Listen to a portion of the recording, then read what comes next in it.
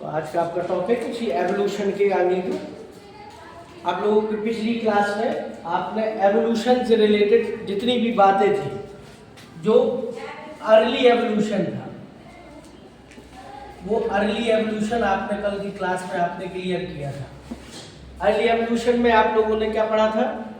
आपने एवोल्यूशन की डेफिनेशन, इसके अलावा आपके एवोल्यूशन के आपके अलग अलग स्टेप, और स्टेप बाय स्टेप एवोल्यूशन का मतलब कि पहले एवोल्यूशन जब स्टार्ट हुआ तो एवोल्यूशन में सबसे पहले आपको जो बनने की थ्योरी पढ़ाई जाती है वो पढ़ाई जाती है formation of universe. Formation of universe का था। अब फॉर्मेशन ऑफ यूनिवर्स में आप लोगों ने पढ़ा था कौन सी थ्योरी? तो आप लोग जानते हैं big bang theory. Big bang theory, इस थ्योरी के अकॉर्डिंग आपने पढ़ा था कि यूनिवर्स का निर्माण कैसे होता है। अब बिग बैंग थ्योरी जब दी गई थी तो देने वाले व्यक्ति का नाम, जैसे आपको कल भी बताया था कि आपके एनसीईआरटी में नहीं आता, लेकिन आप लोगों को नाम वो पता होने चाहिए तीनों के। क्या नाम दे बोलिए तीनों के नाम जिन्होंने बिग बैंग थ्योरी दी थी? चलिए कोई दिक्कत नहीं। एबी लमेत्र, गैमो और डिक नाम के तीन। क्लियर? कौन कौन से थे?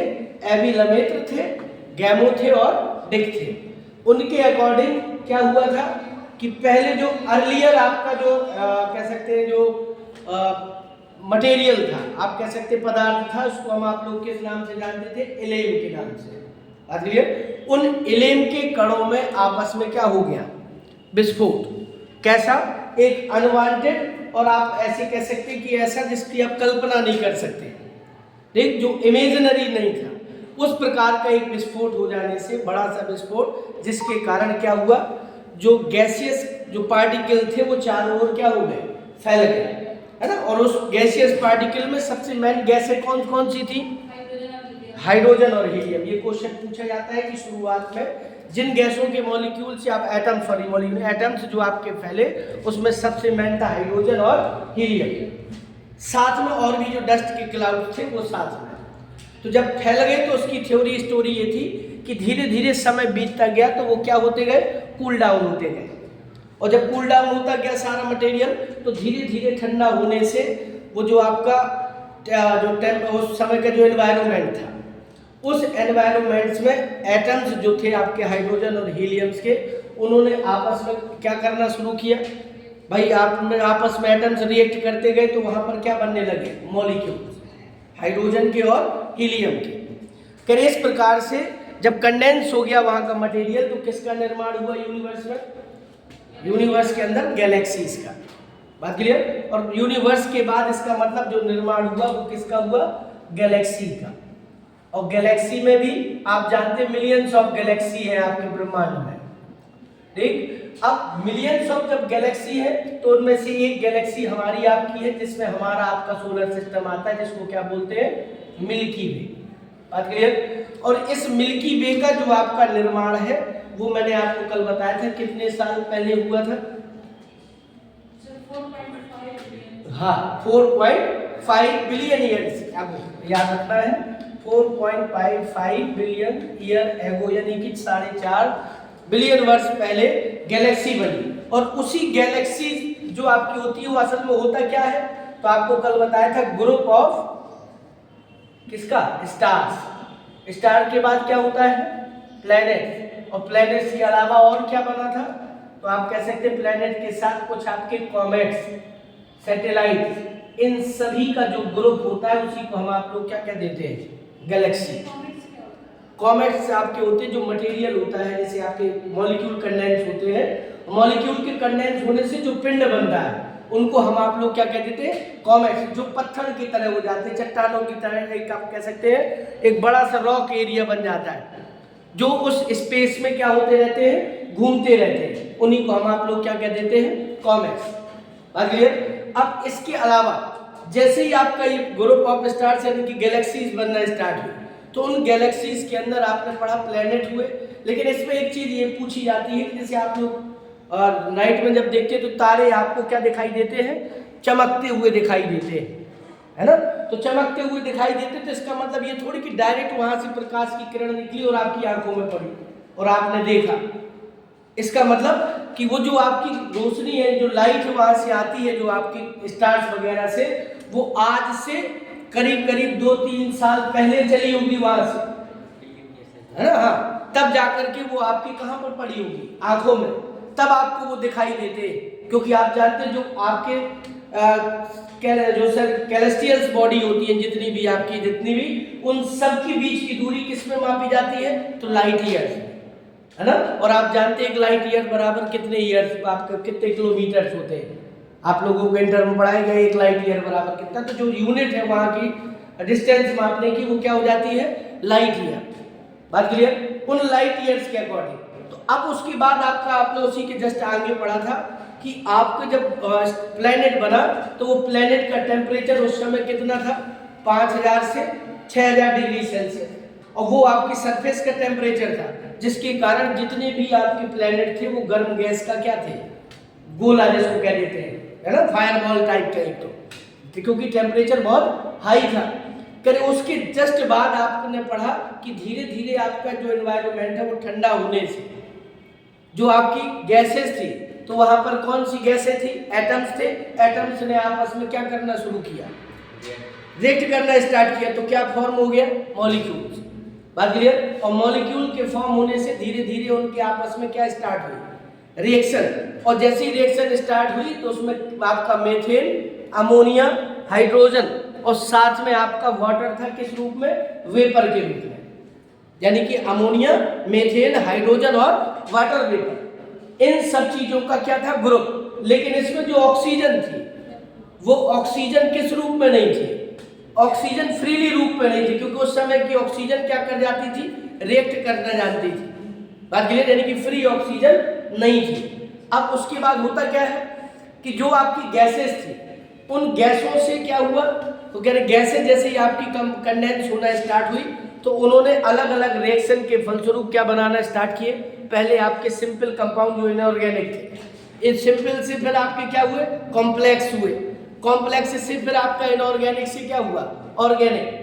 बात क्लियर। ये पूरी स्टोरी आपको मैंने कल के लेक्चर में आपको पूरी बताई थी। कहाँ तक का लेक्चर हो गया था पूरा, आपको मैंने थ्योरी बताई थी अलग अलग। कौन कौन सी थ्योरी थी, सबसे पहली थ्योरी कौन सी थी, स्पेशल क्रिएशन, ठीक, थ्योरी ऑफ स्पेशल क्रिएशन। दूसरी कौन सी थी, स्पॉन्टेनियस जनरेशन, बाद में आई थी, उसके पहले कॉस्मोजोइक थ्योरी थी। बात क्लियर। स्पॉन्टेनियस जनरेशन बाद में, जिसको ए बायोजेनेसिस कहते हैं, वो बाद में आया। और ए बायोजेनेसिस का डिस्कार्ड किसने किया, मतलब उसका आप कह सकते हो उसको पूरी तरह से अमान्य किसने किया, एक एक्सपेरिमेंट ने, जो किसने किया था, लुईस पास्चर ने, ठीक, लुईस पास्चर था और साथ में एक फ्रांसिस्को रेडी, उन्होंने अपने अलग एक्सपेरिमेंट दिया था। तो दोनों ने, एक ने मीट के टुकड़े पीसेस पर और एक ने आपका ईस्ट का सॉल्यूशन बनाया था, है ना, दोनों ने। स्वान ने एक एक्सपेरिमेंट कहते हैं जिसको आप एस टाइप की गर्दन वाला एक तोड़ दिया, वो वाला एक्सपेरिमेंट, वो कल मैंने आपको समझाया था। फ्रांसिस्को रेडी का भी था। इसके बाद आपको यहां से आपको शुरू होना है theory of organic evolution, biological evolution, sorry, theory of biological evolution. तो मैंने आपको बताया था वह थ्योरी ऑफ बायोलॉजिकल एवोल्यूशन जो है वो क्या बताती है कि आपका जो बायोलॉजिकल एवोल्यूशन हुआ, लाइफ ओरिजिनेट होने के बाद जो अलग अलग तरह की स्पीसीज जो जनरेट हुई इस प्लेनेट पर, अर्थ पर, वो कैसे हुई, तो उसको आपको आज यहाँ से स्टार्ट करना है। तो आपने सबसे पहले थ्योरी पढ़ी होगी, याद करिए, बायोलॉजिकल एवोल्यूशन में फर्स्ट थ्योरी किसकी आती है, बायोलॉजिकल एवोल्यूशन। और biological theory of biological evolution लिख देंगे आप, थ्योरी ऑफ बायोलॉजिकल एवोल्यूशन। इसमें फर्स्ट थ्योरी किसकी है, फर्स्ट थ्योरी आपको इसमें कौन सी पढ़ना है, पहली थ्योरी कौन सी होती है, लैमार्कवाद। कौन सा, लैमार्किज्म कहते हैं आप, जिसको आप और किस नाम से भी जानते हैं, लैमार्किज्म का एक दूसरा नाम क्या कहते हैं, दूसरा नाम इसका, जिस नाम से ये ज्यादातर आपका पेपर में क्वेश्चन बन के आता है, लैमार्किज्म का दूसरा स्वरूप याद करिए, ऑर्गन का यूज एंड डिसयूज, याद है ना, यूजेस एंड डिसयूजेस। तो आपको याद रखना है, यूजेस एंड डिसयूजेस, मतलब उपयोग और आपको कह सकते हैं अनुपयोग की थ्योरी, है ना, उपयोग और अनुपयोग की, जिसको आप लोग थ्योरी कह देते हैं। इसके अलावा आपको ये समझना है, इसमें लैमार्क जो थे उनका पूरा नाम आपसे पूछा जाता है तो हम लोग क्या बताते हैं, लैमार्क का पूरा नाम कल मैंने आपको जिक्र किया था, जीन बैप्टिस्ट डी लैमार्क। बात clear, Jean Baptiste D Lamarck, तो उसको पूरा नाम शॉर्ट में कह देते हैं जीवीडी लैमार्क। बात क्लियर, वो जो जीवीडी लैमार्क थे उन्होंने ही सबसे पहले आपका थ्योरी दी थी किसकी, बायोलॉजिकल एवोल्यूशन की। और वो थ्योरी किस पर डिपेंड करती थी, वो थ्योरी किस पर डिपेंड करती थी, लैमार्क ने अपनी थ्योरी में किसके ऊपर डिपेंड करके बताया था कि एवोल्यूशन कैसे होता है। तो एवोल्यूशन उसने बताया था कि जब हम लोग अंगों का उपयोग और अनुपयोग क्या कर देते हैं, कम, तो जिन अंगों का हम यूज क्या करते हैं ज्यादा, वो अंग और ज्यादा क्या हो जाते हैं, डेवलप हो जाते हैं। जिन अंगों का हम यूज करना क्या कर देते हैं, बंद, वो धीरे धीरे क्या हो जाते हैं, डीजनरेट होना स्टार्ट होते हैं और लास्ट में या तो पूरी तरह खत्म हो जाते हैं या वेस्टिजियल ऑर्गन यानी कि इनएक्टिव ऑर्गन के रूप में बॉडी में पाए जाते हैं। बात क्लियर। अब उसमें आपको समझना, उन्होंने थ्योरी में सिद्धांत किसका दिया था, एग्जाम्पल किसका लिया था उन्होंने अपनी थ्योरी समझाने के लिए, जिराफ का, है ना, जिराफ की थ्योरी उन्होंने दी। क्या बताया था उनकी थ्योरी किस प्रकार से, तो जिराफ से आपको समझना है।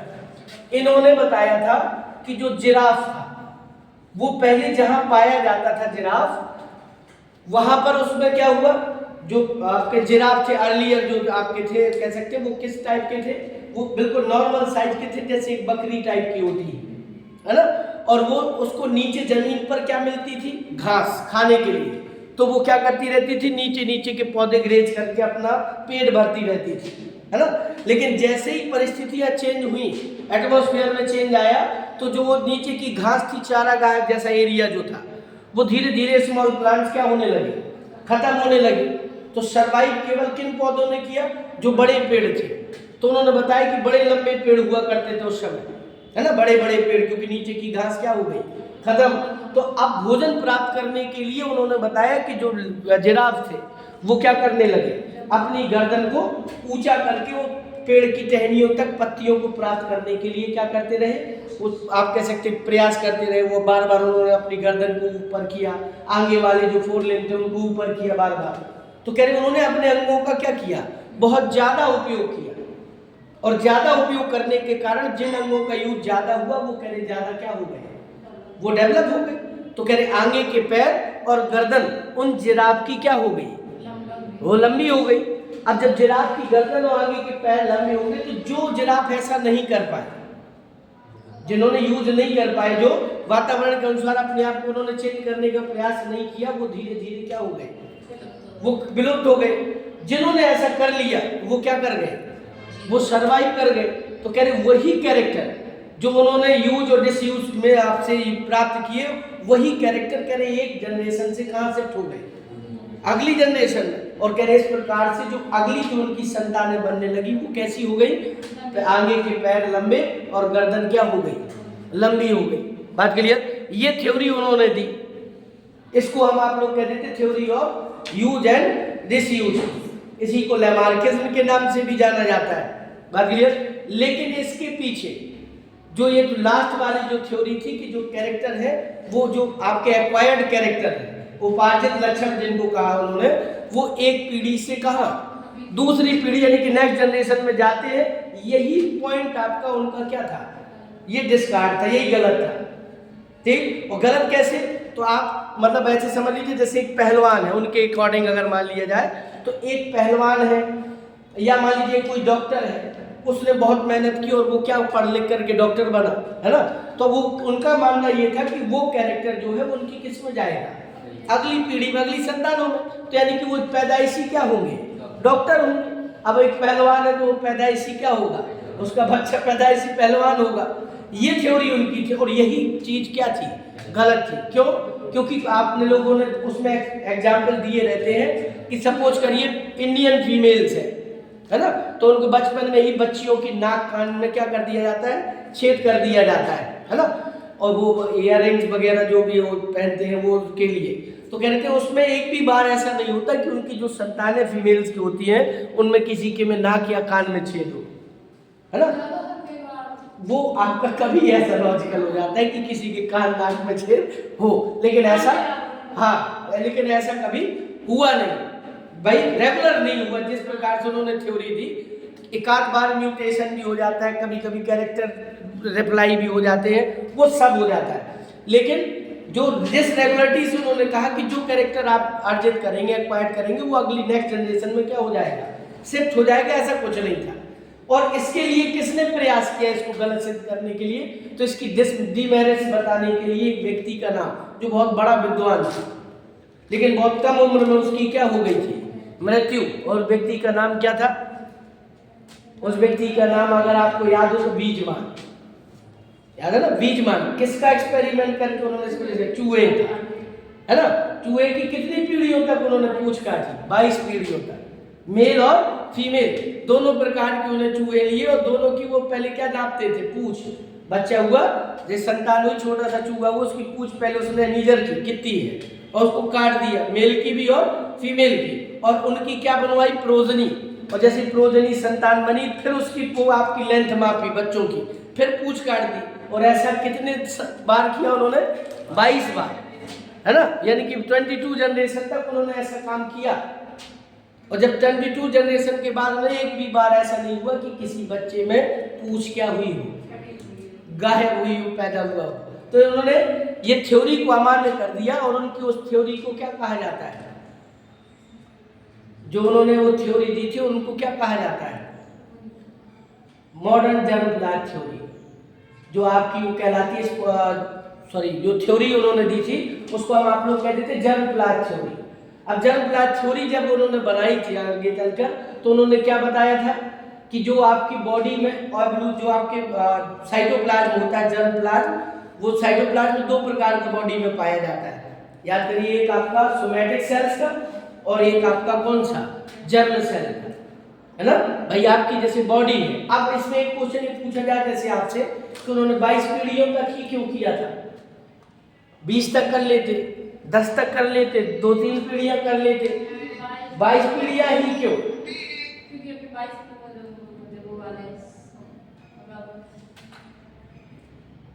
भाई। और उनका 22 पीढ़ियों तक करने का मतलब ये था कि जैसे आपसे कह दिया जाए कि आपको कोई काम करना है, अब वो आपके ऊपर निर्भर करता है कि 1 बार करना है, 2 बार करना है, 4 बार। अब अपने अपने मन की बात है, उनका मन नहीं मानना चाहिए, उन्होंने कितने साल बार किया, 22 बार। कोई जरूरी थोड़ी था कि वो 22 ही बार करते, कम ज्यादा भी तो कर सकते थे, लेकिन उन्होंने 22। ये क्वेश्चन कभी कभी ऐसे ही पूछ लिया जाता है, एक टेम्परेरी टाइप में, भाई क्वेश्चन पेपर में नहीं आता, लेकिन एक टेम्परेरी अगर आपसे पूछे 22 ही बार क्यों, तो वो हमारी आपकी मर्जी भाई, वो तो एक्सपेरिमेंट करने वाली की मर्जी ना, कि वो कितना चाहते लंबा खींचना उसको, है ना, कितने समय में संतुष्ट हो पाता उस काम से। तो जब उसकी मर्जी 22 बार, तो उसने 22 बार किया। और एक चीज और आपको याद रखना, ये जो आपका एवोल्यूशन है, यानी कि जो आपके नए स्पीशीज जनरेट होने की जो थ्योरी है, वो किस पर डिपेंड करती है, वो डिपेंड करती है जीवधारी के लाइफ स्पैन पर। मान लीजिए एक चूहा लिया उन्होंने थोड़ी देर के लिए, है ना, तो चूहे की जनरेशन जल्दी बनती है, तो उन्होंने 22 जनरेशन कर लिया। मान लीजिए चूहे की जगह वो और कोई जानवर ले लेते, है ना, जैसे बंदर ही ले लेते मान लीजिए, तो 22 पीढ़ियां बनाने में उनकी पीढ़ियां गुजर जाती हैं, तो कैसे 22 बार कर पाते। जैसे वो आपका मेंडल में पूछा जाता है कि मेंडल बार बार कई जनरेशन तक उन्होंने हाइब्रिडाइजेशन कराया, क्रॉस कराता गया, है ना, बार बार। तो उसने क्रॉस इसलिए कराया क्योंकि वो जो आपका मटर का पौधा है वो कैसा था, एनुअल था, मतलब 1 साल के अंदर अंदर उसकी पूरी लाइफ साइकिल कंप्लीट 3-4 महीने में। अब पता चला वो आम का पौधा ले लेते कि अब हम कई पीढ़ियों तक आम के पौधे में एक्सपेरिमेंट करते, तो पता चला वो 2-4 बार एक्सपेरिमेंट न कर पाता सही से, बात क्लियर। तो इसीलिए वो कभी कभी ऐसा पूछ दिया जाता है। तो इसका मतलब जो ओरिजिन स्पीसीज या कह सकते जो क्रिएशन है, स्पीसीज क्रिएशन, वो किस पर भी डिपेंड करती है, जीवधारी के लाइफ स्पैन पर, बात क्लियर। उसके बाद आपकी थ्योरी जब ये आपका कैंसिल हुआ, तो उसके बाद जो मैंने आपको बताया तो इसको कहते थे modern germ-plot theory. Modern germ-plot theory क्या कहती है, मॉडर्न जर्म-प्लॉट थ्योरी ये कहती है कि जीवधारियों में जो आपकी नई स्पीसीज के जो निर्माण है वो ऐसे नहीं होता जैसे किसने, लैमार्क ने बताया, बल्कि स्पीसीज का निर्माण कैसे होता है, कह रहे आपकी कोशिकाओं के जर्मप्लाज्म या सोमैटिक जो आपका साइटोप्लाज्म उसके आधार पर। तो उन्होंने बताया कि कोई भी जीवधारी जो आपका मॉडर्न जर्मप्लाज्म थ्योरी कहती है, मॉडर्न जर्मप्लाज्म थ्योरी, इस थ्योरी के अकॉर्डिंग अगर आप समझेंगे तो किसी भी जीवधारी की बॉडी में कितने प्रकार का साइटोप्लाज्म होता है, 2 प्रकार के, क्योंकि कोशिकाएं ही हम लोगों की या जीवधारी शरीर में कितने प्रकार की, 2। एक कौन सी आपने पढ़ी है, सोमैटिक सेल, तो उसे क्या कह दिया जाएगा, सोमैटिक सेल से, और दूसरी कौन सी सेल है, जर्म सेल। तो जो सोमैटिक सेल्स है उसके साइटोप्लाज्म को क्या बोला जाएगा, सोमैटोप्लाज्म भी कह देते हैं, सोमैटोसाइटोप्लाज्म भी कह सकते हैं, तो इसको आप लोग कह सकते हैं सोमैटिक साइटोप्लाज्म। अब नीचे वाली जो आपकी जर्मप्लाज्म, जो आपका कह सकते हैं जो आपकी जर्म सेल्स है, इनके साइटोप्लाज्म को क्या कहा जाएगा, तो इसके साइटोप्लाज्म को हम लोग क्या कह देते हैं, जर्मप्लाज्म। बात क्लियर। तो इन्होंने बताया कि ये जो आपकी कैरेक्टर है, एक पीढ़ी से दूसरी पीढ़ी जाना, ये एक्वायर्ड कैरेक्टर नहीं जाता भाई। जैसे सपोज करिए हमारे हाथों में कोई चेंज हो गया, अचानक से हाथों में कोई बीमारी हो गई, अचानक हाथों में पैरों में कोई दिक्कत हो गई, तो इसका आने वाली जनरेशन से कोई लेना देना नहीं।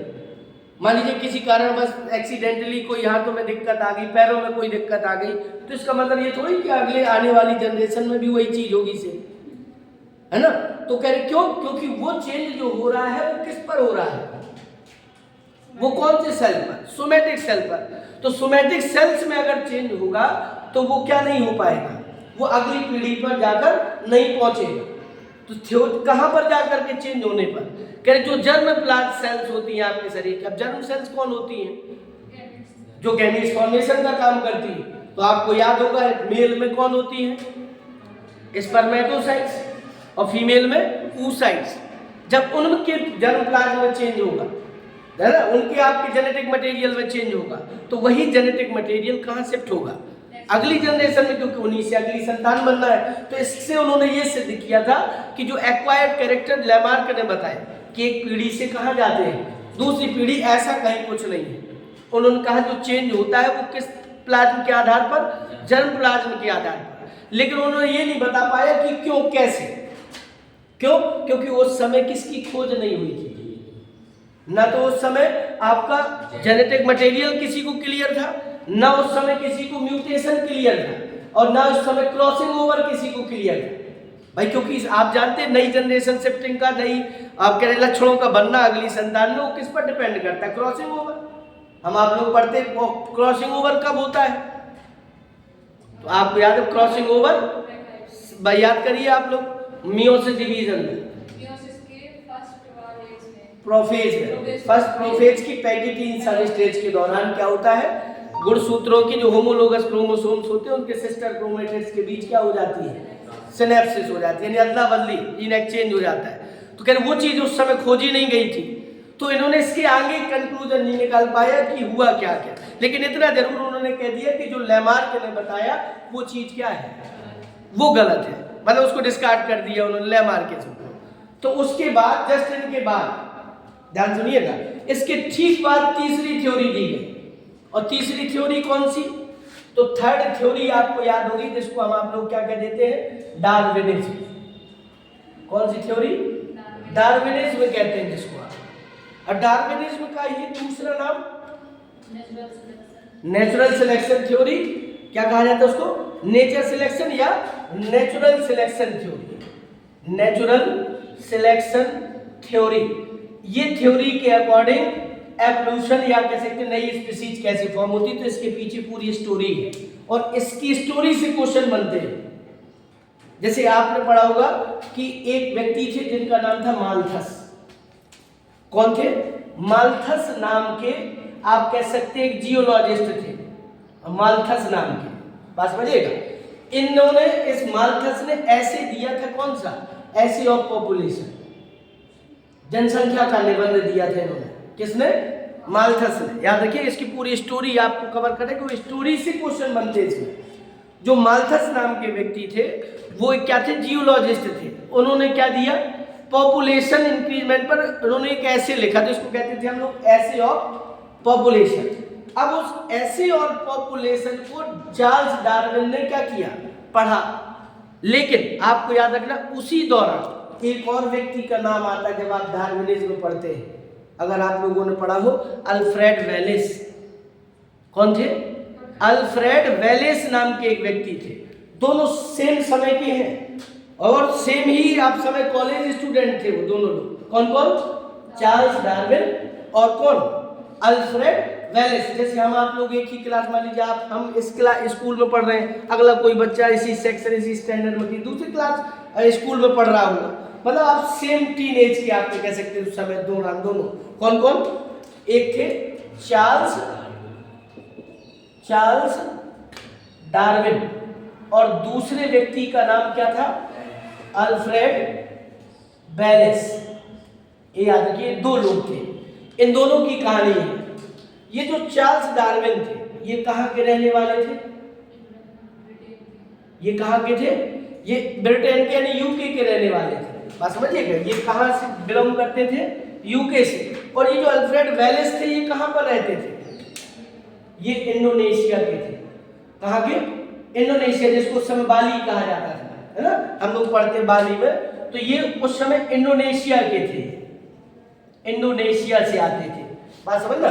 तो जैसे हम आप लोग ऐसे पढ़े, तो जैसे हम आप लोग भारत का स्ट्रक्चर बना लें, जैसे ऐसे समझ लें ये भारत है थोड़ी देर के लिए, तो आप लोगों ने इंडोनेशिया और एशिया वो देखा होगा ना, यूके का ग्राफ। तो यूके इस इंडिया के कहाँ, किस साइड को पाया जाता है? कौन से साइड में? कौन से वाले? नॉर्थ वेस्ट वाले। बात क्लियर? तो इधर पर कहीं पर आपका यूके ये हो इस सिचुएटेड है, मान लीजिए। इंडोनेशिया किस तरफ है? तो इंडोनेशिया आपका इधर है नीचे, यहाँ पर जो आपके जो वो पाए जाते हैं ना द्वीप समूह, अंडमान निकोबार, उसके आगे आपका पाया जाता है, जिसको आप लोग जिब्राल्टर जल संधि कहते हैं, उसके जस्ट बगल में इंडोनेशिया। और इंडोनेशिया आपने देखा होगा छोटे छोटे ग्रुप हैं आइसलैंड के, बहुत सारे, है ना। तो यहाँ पर कहीं पर क्या है? इंडोनेशिया है, इंडोनेशिया, ऐसे समझ लीजिए।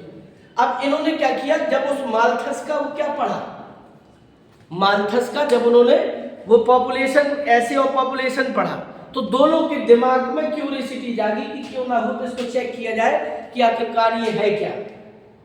पॉपुलेशन का जो ऐसे उन्होंने पढ़ा, उनके दिमाग में क्यूरियोसिटी एक साथ। देखिए एक आप कह सकते हैं, आप किस्मत की बात कह लीजिए, डेस्टिनी कह लीजिए, एक साथ पढ़ने वाले की क्लास में आप कह सकते हैं सेम एज ग्रुप के दो लोग एक ही व्यक्ति से प्रभावित हो गए। किससे? माल्थस से। बात समझ ना? और दोनों ने डिसाइड क्या किया कि हम घूमने निकलेंगे समुद्र में, चेक करेंगे कि आखिरकार है क्या, ये जो थ्योरी है ये ऐसे है पॉपुलेशन के, इसके अकॉर्डिंग है क्या। तो एक अपने जहाज लिया, एक ने यहाँ से, मान लीजिए यहाँ से गुजरा, एक ने यहाँ से जहाज लिया, कहाँ से? इंडोनेशिया से, है ना। और आपको याद होगा इसका जहाज कौन सा था? क्वेश्चन आता है इससे, कौन सा जहाज लेके निकला था? कौन सा जहाज? HMS beagle. कौन सा था? HMS बीगल नाम का जहाज लेके ये इधर से निकल पड़ा। अब भाई क्योंकि उस समय इंडोनेशिया और यूके की कंडीशन में जमीन आसमान का क्या था? फर्क। क्यों? इंडोनेशिया एक छोटा सा गरीब देश उस दौरान, है ना, और यूके उस दौरान, यूके का चार पूरे तरफ क्या था? बोलबाला। भाई यहाँ तक कि इंडिया तक गुलाम था उसका, हम आप लोग उस समय गुलाम थे, कहते थे इंडिया गुलाम रहा। तो मोस्टली देशों पर इधर के आसपास के किसका कब्जा था? यूके का। तो यूके जो आपका है,